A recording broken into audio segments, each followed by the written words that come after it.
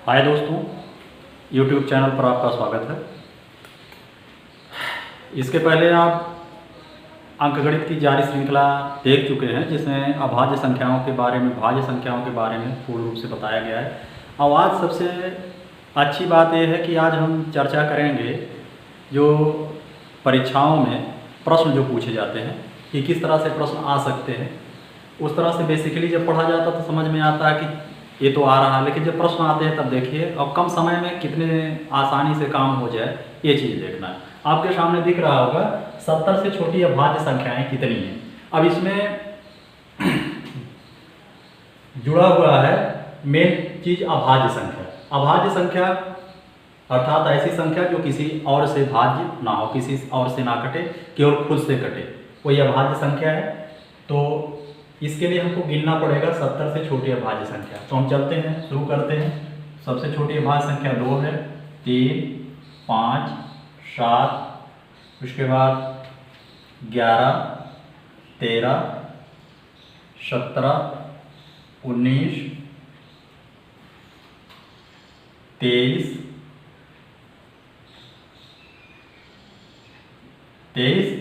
उसके बाद 29, 31, 36, 37, 37, 38, 39, 41, 43, 44, 45, 46, 47, 49, 50, 51, 52, 53, 54, 55, 56, 57, 57 कटेगा, 7, 5, 12, 58, 59, 59, 60, 61, 61 किसी से नहीं कटेगा, 62, 63, 64, 65, 66, 67, फिर 68, 69, 70। अब देखते हैं, तो आपको पता है बेस इसका सबसे छोटी अभाज्य संख्या 2 है, जो कि सम भी है। 1, 2, 3, 4, 5, 6, 7, 8, 9, 10, 11, 12, 13, 14, 15, 16, 17, 18, 19 एकदम कंफर्म है। अपना सी वाला विकल्प सही है। देखिए, तो इस तरह से 70 से छोटी अभाज्य संख्याएं कितनी हैं? 17 है नहीं, 18 है नहीं, 19 मिल गया, 20 है नहीं, तो अपना उत्तर क्या हो गया? 19। तो इस तरह से और भी प्रश्न देखते हैं।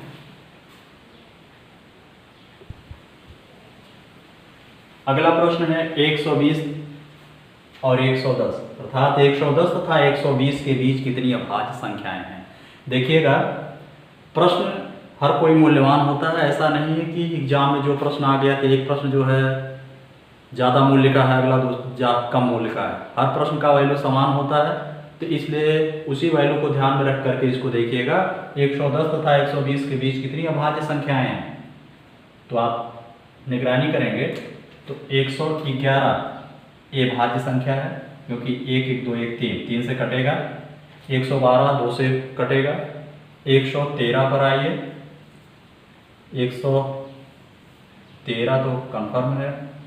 114 2 से कटेगा। 115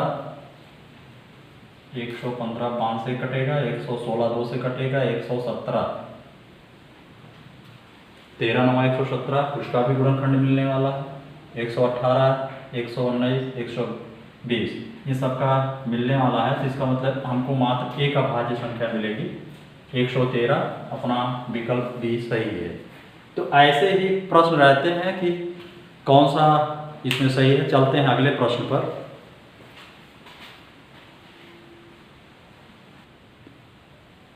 निम्नलिखित में कौन सी संख्या अभाज्य है? देखिए, ये सभी प्रश्न जो होते हैं ये क्वालिटी बेस तो होते ही साथ ये टाइम बेस होते हैं। इन पर आपको समय हर हाल में बचाना ही बचाना होता है, और यहाँ आपको बताने में ज़्यादा समय लगता है, बल्कि उस समय जब लगाया जाता है तो कम समय लगता है, क्योंकि हम केंद्रित रहते हैं। तो चलिए देखते हैं इनमें से अभाज्य संख्या कौन है। तो हम पहले चारों विकल्पों पर ध्यान देते हैं। 161, 161, 6 एक 7 एक 8, मतलब इधर 5 तक तो नहीं, 6 तक भी नहीं कटेगा, 7 से देख लेते हैं, हो सकता है 7 दूनी 14, 2 16, 21, 7 3 21, ये तो भाज्य संख्या है। आ जाइए 221 पर। 221 को भी आप 11 दूनी 22, 11 से नहीं कटेगा, 13 से देखते हैं, 13, हाँ 13 से 91, 13 का नम 13, 9 22 91, 13 से 91। देखिए इसका भी गुणनखंड मिल गया, इसका मतलब ये वाला भी नहीं है। अब हम चलते हैं 437, 373 पर, और 437 का तो दिख रहा है कि हो जाएगा, क्योंकि 7 4 11 3, 19 से देख लेते हैं, 19 38, 19 3 57, 19 4 19 38, 19 दूनी 38, 57, 19 3 57, कट गया, बचता है 373। तो 373, देखिए इसमें एक नियम है, जैसे 373 है, एक किससे कटेगा, तो इसके लिए हम करते क्या, किस अभाज्य संख्या से कर सकता है, हम देख रहे हैं जो 373 है, 373, अगर हम इसका वर्गमूल निकालते हैं तो जो वर्गमूल होगा वह 20 विषयम 400, 20 से कम होगा, मतलब इससे 20 ज़्यादा होगा। और 20 से कम अभाज्य संख्याओं को अगर आप देखेंगे तो 2 है, 3 है, 5 है, 7, 11, 13, 17 और 19 है। तो 19 से आप भाग 2 से इसको कटना नहीं है, 7 3 10 3 13, 2 से कटेगा नहीं, 3 7 3 10 3 13, 3 से नहीं कटेगा, तो 3 से नहीं कटेगा तो, और इधर 5 से भी नहीं कटना है, 7 से भाग करके देख लीजिए, 7 से, मतलब ये जो है किसी से कटने वाला इधर नहीं है, किसी अभाज्य संख्या से। इसका मतलब 3 का तो क्लियर ही, चौथा विकल्प बच रहा है, वही अभाज्य है। तो इस तरह से आपको इस प्रश्न का उत्तर मिल गया। चलते हैं अगले प्रश्न पर। संख्या 2137 की घातीय 753 में इकाई का अंक क्या होगा। तो आपको विभाज्यता के नियम में सब चीज़ों से अवगत करा दिया गया है, घातांक में भी बता दिया गया है कि किस तरह से इकाई का अंक क्या होता है। तो चलिए हम देख लेते हैं। इसमें जो संख्या है 2137, इसमें इकाई की जगह पर है 7, और आपको बताया गया है कि जिस संख्या में इकाई का अंक 7 हो, वहाँ क्या करते हैं, उसके घात में जो अंक है, जैसे 753 है, इसमें हम 4 से भाग देंगे। अब बात ये आती है 4 से क्यों भाग देंगे, क्योंकि ये 4 स्टेप का पालन करता है। 7 पर एक घात अगर करेंगे 7 पर 2 घात हो गई, 7 7 49, 7 पर 3 घात हो गई,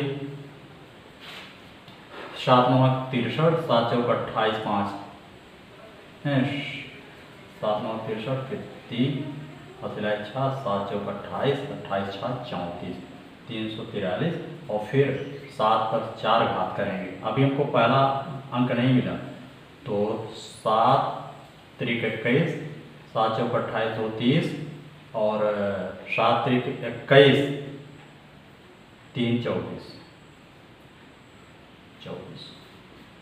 फिर अगर हम 7 पर 5 घात करते हैं तो आप देखेंगे 7 के अनुसार, मतलब इकाई के अंक का पुनः दोहराव हो रहा है। इसलिए इसमें करते क्या है कि जो भी घात होता है उसमें हम 4 से भाग करते, तो 4 से भाग कर दिया तो ये हो गया 4 का 4, 3 7 35, 4 7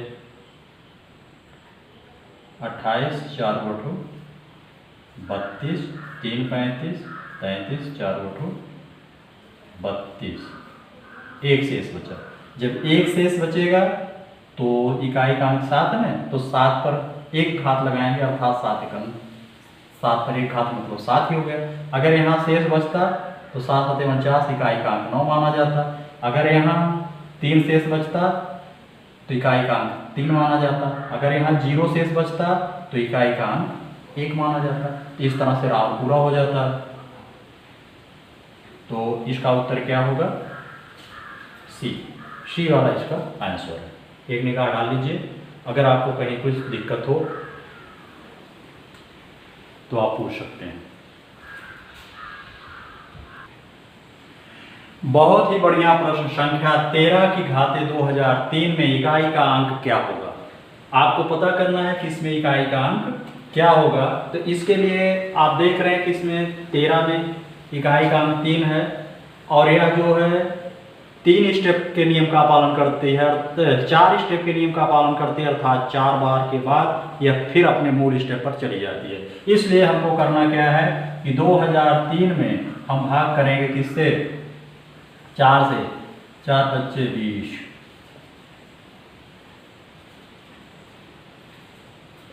लगभग हो गया 500। शेष क्या बचा? 3। अब हम 3 की घाते 3 देखते हैं। 3 त्रिक 9 त्रिक 27। इकाई का अंक इसमें क्या होगा? 7 होगा। उत्तर हो गया अपना, इकाई का अंक क्या है? 7। बहुत ही मजेदार प्रश्न ये होते हैं कि समय बहुत ही अल्प लगता है। अगर 3 वाला है, 7 है, तो ये जो 4 स्टेप के नियम का पालन करते हैं, बाकी कुछ जो है 2 स्टेप के नियम का पालन करते हैं, 1 5 6, तो ये सब जो है 0 1 5 6, ये अगर इकाई के अंक पर है तो यही रहते हैं। तो ऐसे ही कुछ बेस आपको बताया जा चुका है। यहाँ पर जो है केवल सवाल पर फोकस करेंगे। चलिए आगे देखते हैं। संख्या 22 की घाते 23 में इकाई का अंक क्या होगा? बिल्कुल ही आसान है। जो भी 4 स्टेप रूल का पालन करता है, देखेंगे 2 पर 1 घात है 2 आएगा, 2 पर 2 घात है 4 आएगा, 2 पर 3 घात है 2 दूनी 4, 4 दूनी 8 हो गया, 2 पर 4 घात है 16 हो गया, और जैसे ही 2 पर आप 5वीं घात करेंगे तुरंत इकाई की जगह पर 2 हो गया, 32 आ गया। इकाई की जगह पर 2 हो गया, मतलब 4 स्टेप के बाद या पुनः अपने मूल स्टेप पर आ जाती है। अर्थात इसके साइकिल को हम देखते हैं किस तरह से 4 स्टेप के बाद इसका चक्र पूरा होता है। तो हम वही काम करेंगे। 23 है, 23 में हम भाग करेंगे किससे? 4 से। 4 बच्चे, ये 3 शेष बच गया। ये जो 3 शेष है यही 2 पर 3 घात चढ़ा दीजिए। 2 पर 3 घात चढ़ाने के बाद आप पाएंगे कि 8 आ रहा है, अर्थात इस संख्या में इकाई का अंक क्या होगा? 8 होगा। बहुत ही आसान और बहुत ही इंपॉर्टेंट प्रश्न है।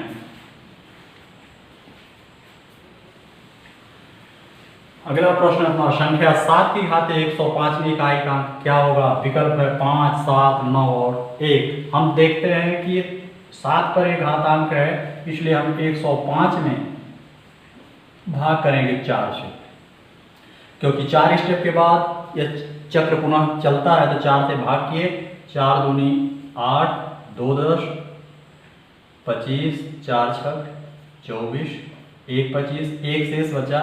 मतलब यहाँ हमको आवश्यकता केवल 7 की घाते 1, अर्थात 7 का अपना बी वाला विकल्प सही है। ये सब प्रश्न जो है आपको बहुत ही हल्के लग रहे होंगे, लेकिन ये प्रश्न एग्जाम्स में आ चुके हैं और सिलेक्शन में, कैंडिडेट सिलेक्शन में अपनी भूमिका अदा कर चुके हैं। इसलिए इनको बहुत हल्के में मत लीजिएगा, बहुत ही सीरियसली दिमाग में बैठाते चलिए। फिर हम चलते हैं अगले प्रश्न पर। प्रश्न की प्रकृति पर ध्यान दीजिएगा। दिया गया है 17 की घाते 1999 प्लस 11 की घाते 1999 माइनस 7 की घाते 1999 में इकाई का अंक क्या होगा? इसमें हमको केवल इकाई का अंक पता करना है, बाकी गणना आगे नहीं बढ़ाना है। चलिए देखते हैं। इसमें इकाई का अंक 7 है और 1999। अभी आपने प्रश्न देख लिया है कि जिसमें इकाई का अंक 7 हो उसके घात में जो पद आता है, अर्थात 1999 में हम भाग करेंगे 4 से। तो 4 चौक 16, 3 19 39, 4 बटू 32, 39 में 4 9 36, 3 39, फिर 4 9 36, 9 में से 4 निकल गया 3, मतलब 3 बचा। इसका मतलब ये हो गया 7 की घाते 3। तो 7 7 49 और 7 49 गुणे 7, 7 9 63, और 7 चौक 28 4 34, मतलब इस इकाई का अंक आ गया, इसका इकाई का अंक आ गया 3। और आपको पता है कि जिस संख्या के इकाई के स्थान पर 1 हो, 5 हो, 6 हो और 0 हो, उसका घातांक चाहे जो भी हो उसमें इकाई का अंक आपका 1 ही आना है। तो इसका भी हो गया 1, यहाँ माइनस, देखिए एक 7 है, ये घात बराबर है इसलिए उसमें भी इकाई का अंक 3 ही आएगा, +3 -3 कैंसिल हो गया, बचा 1, अर्थात अपना इसका उत्तर होगा 1। बहुत ही आसानी से आ गया, केवल क्या करना है कि जो बेसिक कॉन्सेप्ट दिया गया है विभाज्यता के नियम का और या इकाई का अंक ज्ञात करने के नियम का, उसको आप ध्यान से बैठा लीजिए, ये सब चीज़ें एकदम चुटकी बजाते ही आ जाएंगे। चलते हैं अगले सवाल पर।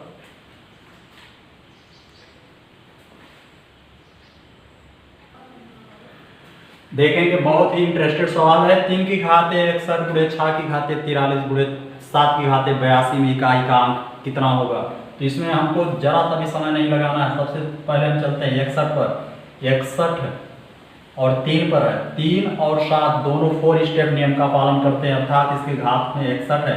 61 में आप 4 से भाग कर दीजिए, 15 चौके 60, 15 चौके 60, 1 61, मतलब यहाँ पर जो मूल स्थित बनेगी और 3 की घात 1 गुणे 6, अगर किसी संख्या के इकाई 6 ही हो इकाई का, उसका घात चाहे जितना हो वहाँ पर 6 ही होता है, गुणे 82 है।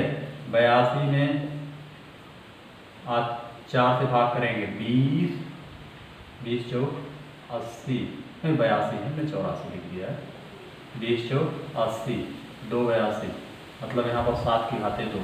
इसी को हम सॉल्व कर लेते हैं, इकाई का अंक पता चल जाएगा। 3 छक 18 गुणे 7 सते 49, तो 49 में इकाई का स्थान कितना है, 49। हमको 49 में गुणा नहीं करना, हमको इसको इकाई का अंक केवल पता करना। तो 18 गुणे 9, 18 9 162, इकाई का अंक इसमें क्या है, 2 है, उत्तर 2 हो गया।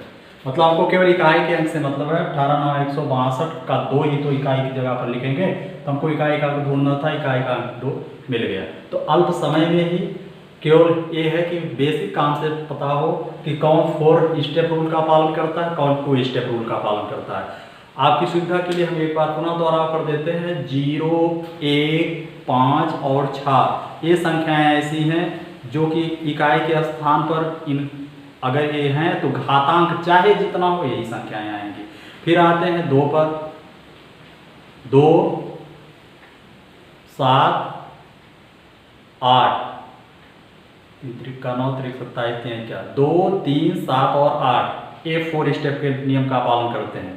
बाकी 4 और 9 ये 2 स्टेप के नियम का पालन करते हैं। अर्थात अगर जैसे इसमें 4 से भाग किया गया वैसे 4 और 9 वाले पद अगर हैं तो उसमें आप 2 से भाग करेंगे। तो ये रहे सवाल कुछ। चलते हैं अगले सवाल पर। हाँ, तो इस तरह से हमने कुछ सवालों को देख लिया। पहले इस पर हम आपका रिस्पांस देख लेंगे और उसके बाद फिर हम इसी प्रकार के पुनः वीडियो को डालते रहेंगे, जारी रखेंगे। साथ ही साथ आपसे एक आग्रह करेंगे कि अगर आज तक अभी आपने हमारा चैनल पंकज सौड़िक क्लासेस सब्सक्राइब नहीं किया है तो सब्सक्राइब कर लीजिए, बेल आइकन दबा दीजिए, जिससे आपको हर एक वीडियो का नोटिफिकेशन मिलता रहे। हम आप जो है एक कंटिन्यूटी के साथ, निरंतरता के साथ जुड़े रहेंगे। तो यही है। अगर आपको वीडियो पसंद आएगा तो लाइक करिएगा, शेयर करिएगा। Thank you.